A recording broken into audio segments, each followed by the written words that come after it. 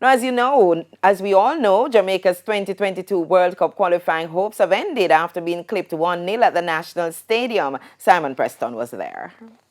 The Reggae Boyz had the lion's share of possession and the chances as Costa Rican goalkeeper Keylor Navas had to pull out saves from Ravel Morrison and Bobby Reid within the opening 25 minutes. In the second half, on the hour mark, Costa Rica were awarded a penalty, but Captain Andre Blake repeated what he did in Panama on Sunday and made a save to deny Celso Borges from giving Los Ticos the lead. But 45 seconds later, Jamaican smiles turned into frowns as Joel Campbell, who has Jamaican heritage, gave Costa Rica a 1-0 lead. The Reggae Boyz created a cluster of chances late on, but none of them tested goalkeeper Navas, and Jamaica suffered their 6th loss of the campaign. Captain Blake feels with new faces in the squad every international window, Jamaica never had a chance to develop chemistry and cohesion needed to thrive in the qualifiers.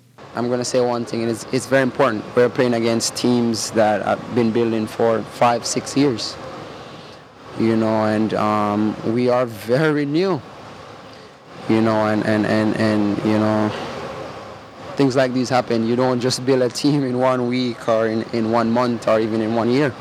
You need time, a lot of time, and for us now, if we want to even have a chance for the next campaign, it starts now.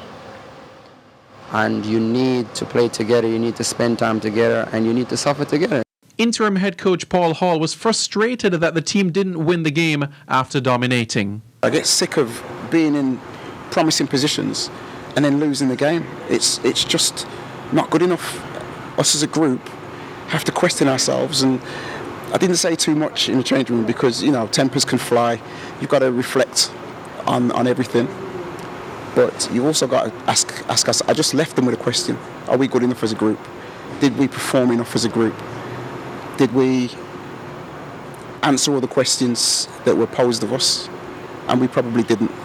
In the March window, the Reggae Boyz will end the octagon with games against El Salvador, Canada and Honduras. Simon Preston reporting for TVJ Sports.